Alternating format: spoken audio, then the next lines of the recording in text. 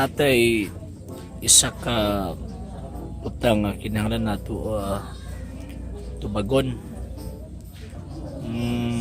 Pasensya na mo sa kuang naong kay gihilot ko sa kuang mga subordinates niya kuya kay manghilot kay dulots bukog mo patay nag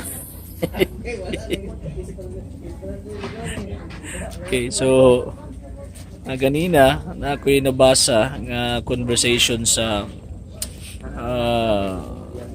group Independent Catholic Apologist niya ang nahitabo kay sige invoke sa authority kay lagi mga masinupakon daw mi sa otoridad.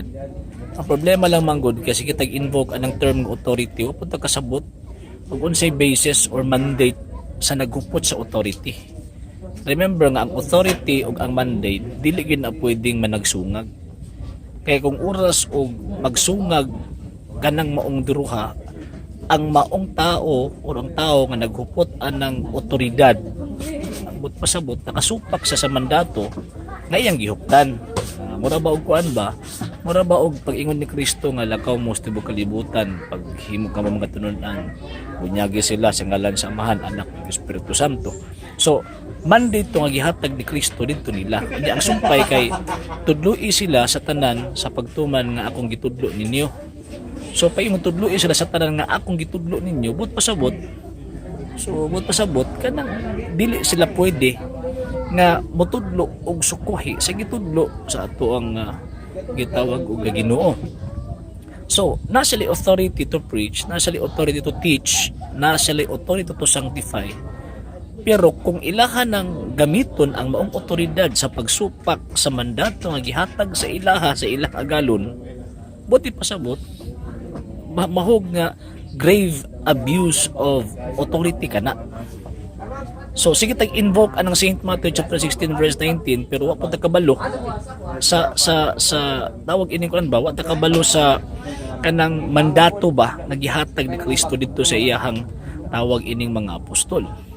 So ang tama is pag-ingon ni Kristo nga whatsoever shall bind on earth shall be bound in heaven, whatsoever you loose on earth will be loosed in heaven.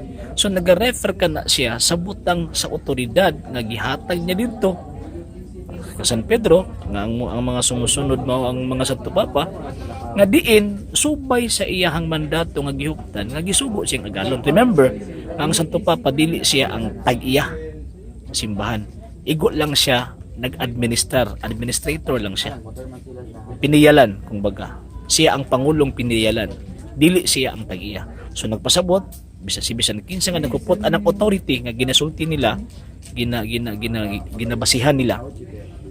Bisan kinsa nagupot ana kinahanglan musubay didto sa otoridad or mandato nga gihatag sa tag-iya niining maong gitawag og simbahan. So maghimo pa ta og second video regarding ani kay saibit lang pud ni. So kato lang og maayong adlaw at talib sa gabi na karon dinhi. Kay ugma magud pohon nami himuon na kong challenge pohon sa Falcon Park Auxiliary Davao. So, di ka nalabang sa kitabong persa sa TV Apolyag Ipsida sa Catholic Apologist.